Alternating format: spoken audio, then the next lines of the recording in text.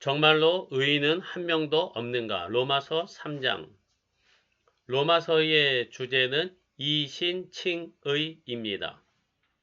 우리가 율법을 지켜서 구원을 받는 것이 아니라 오직 예수님을 믿음으로 구원받는 것이 로마서의 중심 메시지입니다.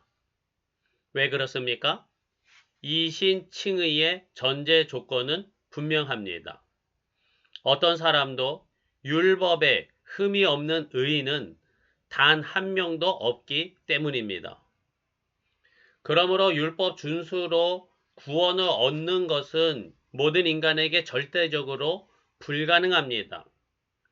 그렇기에 오직 예수님을 믿는 것만이 유일한 구원의 길입니다. 그럼에도 불구하고 왜 많은 사람들이 예수님을 믿지 않을까요?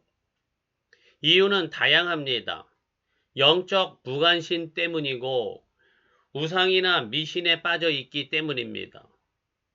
또한 이 정도면 바르게 살았으니 당연히 천국, 극락, 낙원에 갈 것이다 라고 스스로 확신하기도 합니다. 심지어 성도님들 가운데 우리 남편은 교회 안 다녀도 지옥 가면 안 됩니다. 법 없이도 사는 착한 사람이니까요. 라고 말하는 경우도 있습니다. 이는 모든 사람이 죄인이며 의인은 단 한 사람도 없다는 사실의 심각성을 알지 못하기 때문입니다. 하나님 앞에서 자신이 어떤 존재인지 깨닫지 못하니 결국 예수님께 무관심할 수밖에 없습니다. 그래서 우리는 로마서 3장이 말하는 왜 모든 사람이 죄인인가를 깊이 묵상해야 합니다. 가장 근본적인 죄는 무엇일까요? 로마서 3장에서 의인이 하나도 없다고 말하는 첫 번째 이유입니다. 10절, 11절에서 이렇게 선언합니다. 기록된 바 의인은 없나니 하나도 없으며 깨닫는 자도 없고 하나님을 찾는 자도 없고. 의인이 없는데 하나도 없는 것은 깨닫는 자도 없고 하나님을 찾는 자도 없습니다. 왜 모두가 죄인입니까? 이유는 간단합니다. 하나님을 깨닫지도 못하고 그 결과 하나님을 찾지도 않기 때문입니다. 그래서 죄인입니다. 그렇다면 하나님을 모르고 하나님을 찾지 않는 것이 왜 죄입니까? 누가 봐도 착하고 바르게 사는 사람이 하나님을 찾지 않는다고 해서 죄인인가요? 이런 가정을 해봅시다.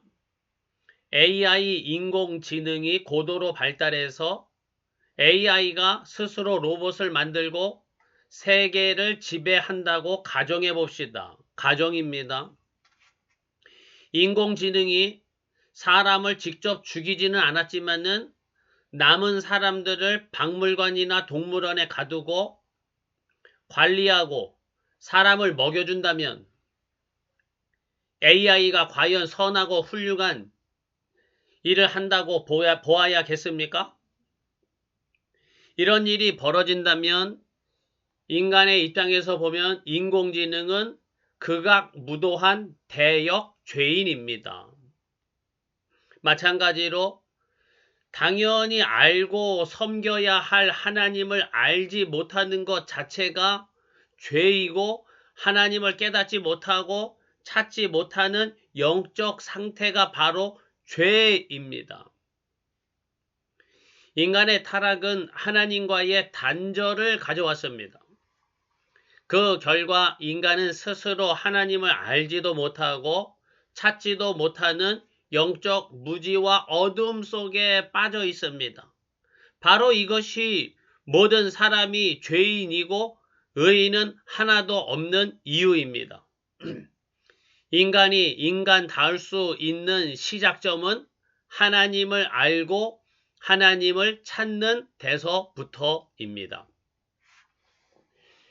율법을 완벽하게 지킬 수 없는 것이 또한 죄된 인간의 현실입니다. 율법을 한 번도 어기지 않은 사람도 죄인인가? 이렇게 질문할 수 있겠죠. 마태복음 19장의 부자 청년은 무엇을 하여야 영생을 얻으리까? 라고 물었습니다. 예수님은 계명을 지키라 말씀하셨고, 청년은 이 모든 것을 지키었나이다.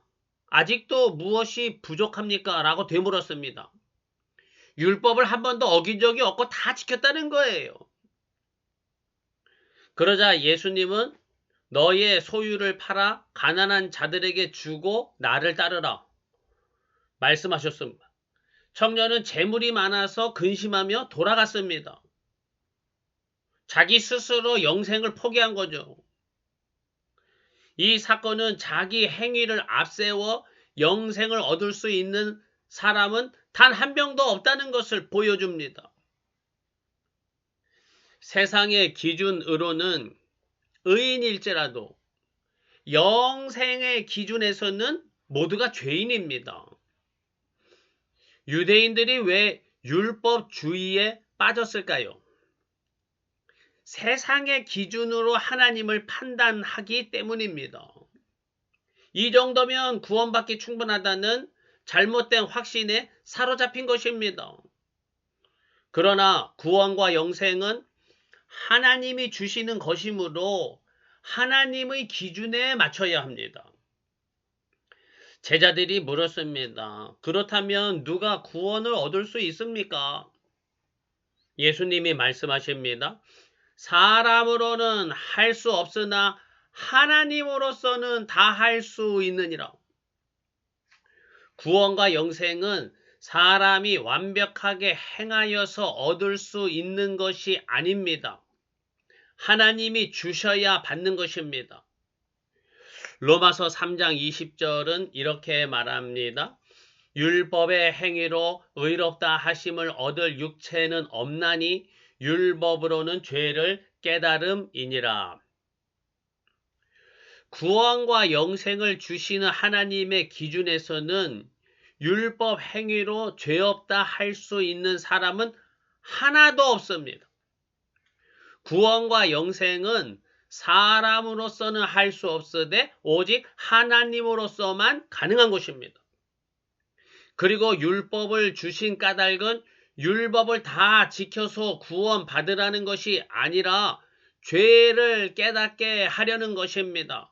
내가 죄인임을 깨닫고 고백하여서 하나님이 주시는 구원의 길로 나아가기를 바랍니다. 그리고 또한 왜 죄인입니까? 하나님의 영광에 이르지 못하는 것이 죄입니다. 하나님의 영광에 이르지 못하는 것, 이것이 죄입니다. 달나라에서 어떻게 하면 사람이 살 수 있을까 생각해 봅니다. 지구에서의 인간 상태 그대로 달나라에서 살 수는 없습니다. 우주복이 필요하고 생존시설이 마련되어야 합니다. 시설이 완벽히 준비되어 있다 해도 인간 스스로 지구에서 38만 킬로미터나 떨어진 달까지 갈 수는 없습니다. 반드시 우주선을 타야만 합니다. 마찬가지로 인간 스스로 하나님의 나라에 도달할 수 있을까요? 로마서 3장 23절은 모든 사람이 죄를 범하였음에 하나님의 영광에 이르지 못하더니 라고 말씀합니다. 많은 사람들은 죄를 세상의 법률적 도덕적 개념으로만 생각합니다. 그러나 하나님 앞에서 가장 근본적이고 심각한 죄는 하나님의 영광에 도달할 수 없는 상태, 그 자체가 죄입니다. 만약 죄인이 하나님의 영광 앞에 선다면 그것은 복이 아니라 재앙입니다. 사람이 찬란한 태양 앞에 선다면 영광이 될까요? 와, 너무 찬란하고 영광스럽다. 태양 바로 앞에 서면은 끔찍한 재앙이 되겠죠. 사람이 태양 앞에, 바로 앞에 서 있을 수 없는 것처럼 죄인은 하나님의 영광 앞에 설 수 없습니다. 착하게, 완벽하게 살면 천국 간다는 생각 자체가 죄입니다. 아무리 선하게 살아도 하나님의 영광 앞에 설 수 있는 사람은 없습니다. 그러면 어떻게 하나님 나라에 들어갈 수 있습니까?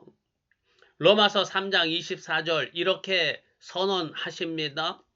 그리스도 예수 안에 있는 속량으로 말미암아 하나님의 은혜로 값없이 의롭다 하심을 얻는 자 되었느니라.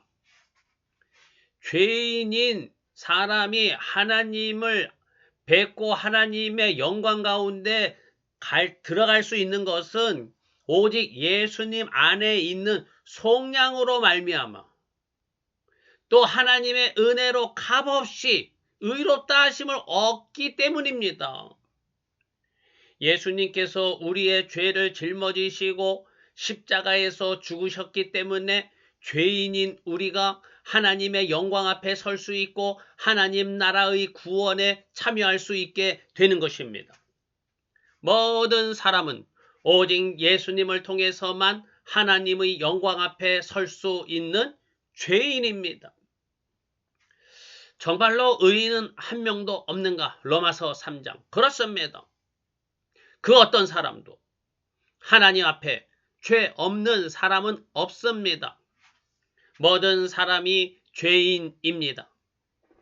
물론 세상의 기준으로 보면 착하고 아무런 죄도 짓지 않은 사람들이 있을 수 있습니다. 그러나 하나님이 누구신지 하나님의 영광이 무엇인지 알지 못하기 때문에 이 정도면 죄 없다 생각할 뿐입니다. 하나님의 영광을 조금이라도 맛본다면 모든 사람이 죄인임을 고백하지 않을 수 없습니다. 예수님의 십자가로 모든 사람이 자신의 죄됨을 깨닫고 하나님을 알게 되며 마침내 하나님의 영광을 보게 되기를 간절히 원합니다. 아멘.